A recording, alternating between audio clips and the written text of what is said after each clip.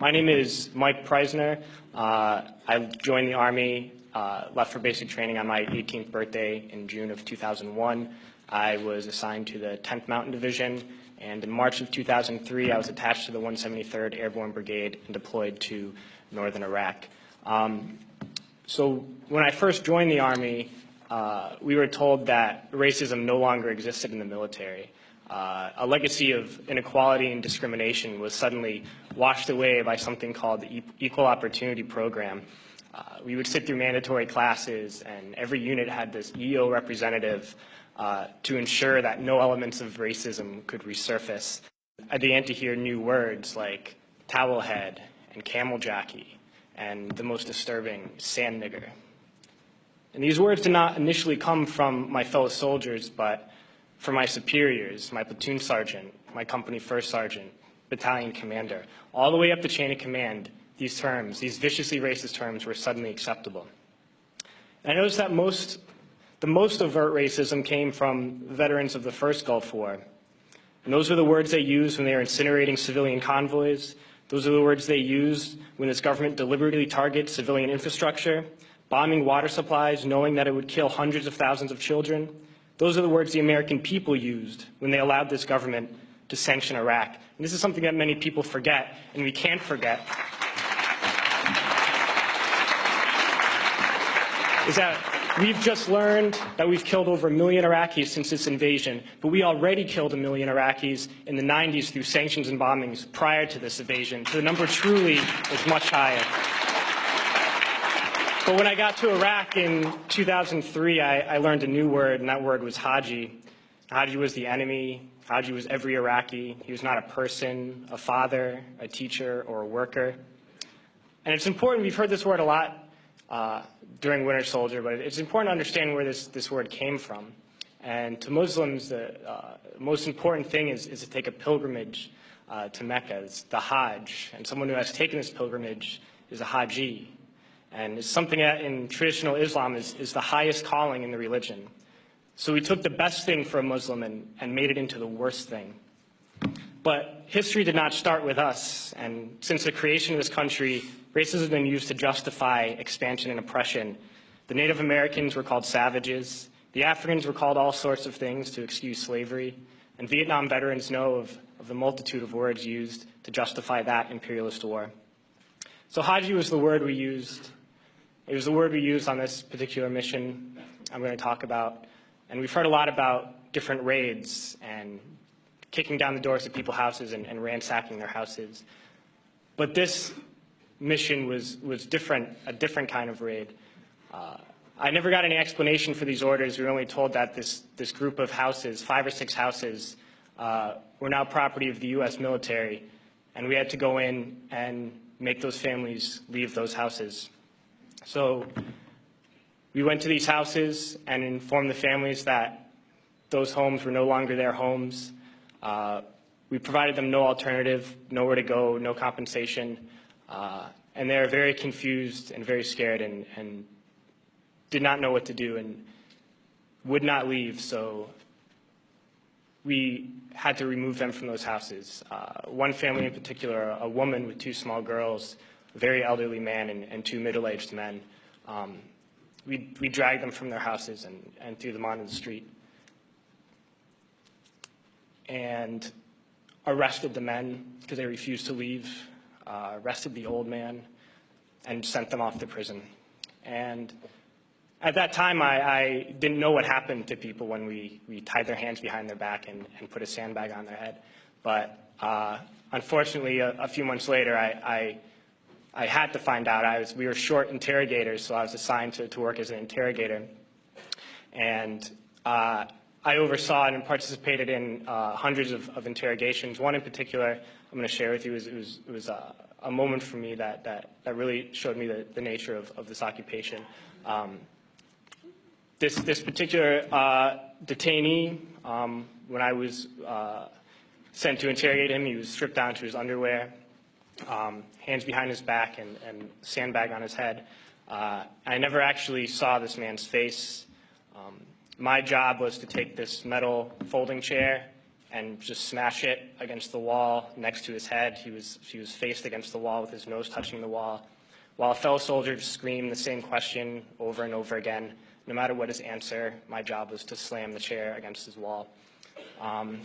We did this until basically we got tired, and I was told to make sure he stood against the wall for however long, and I was guarding this prisoner, and my job was to make sure he kept standing up, but something was wrong with his leg. He was injured, and he kept falling to the ground. And the sergeant in charge would come and tell me to get him up off his feet.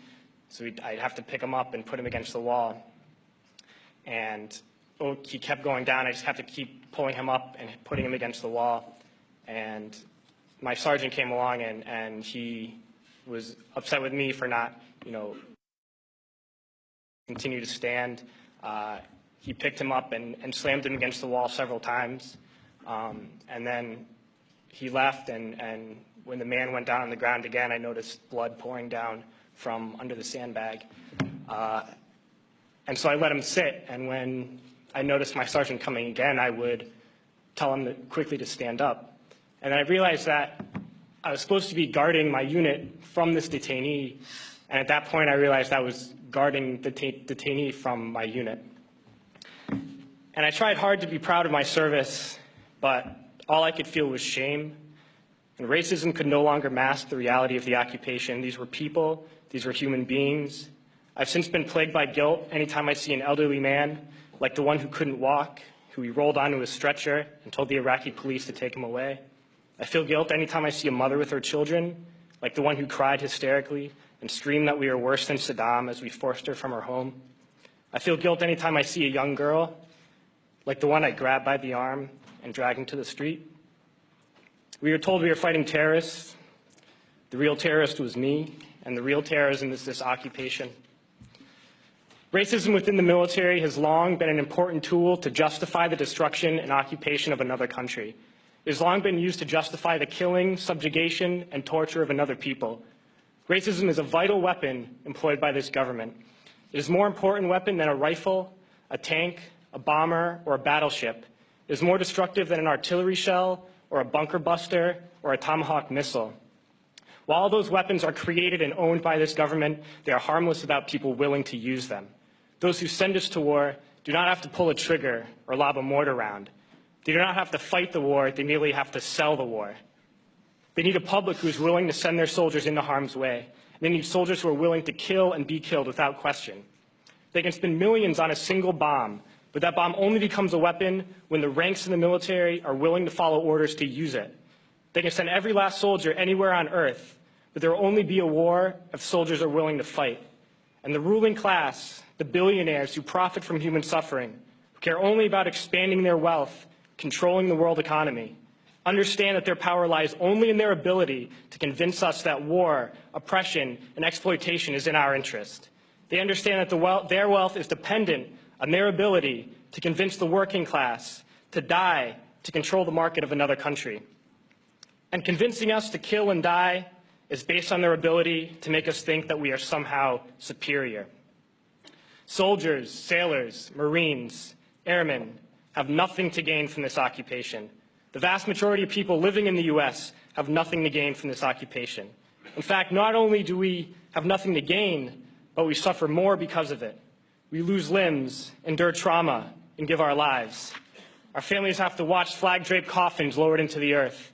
Millions in this country without health care, jobs, or access to education must watch this government squander over $450 million a day on this occupation.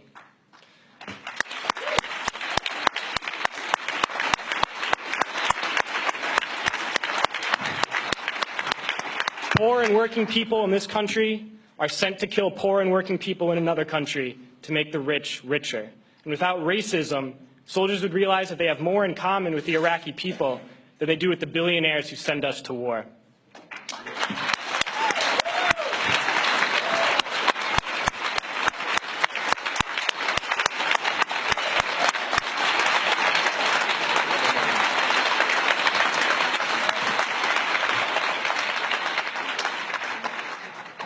I threw families onto the street in Iraq. only to come home and find families thrown onto the street in this country, in this tragic and unnecessary foreclosure crisis. We need to wake up and realize that our real enemies are not in some distant land. They're not people whose names we don't know and cultures we don't understand. The enemy is people we know very well and people we can identify.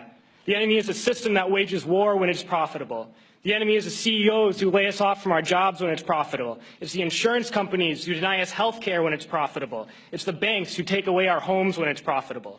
Our enemy is not 5,000 miles away. They are right here at home. And if we organize and fight with our sisters and brothers, we can stop this war, we can stop this government, and we can create a better world.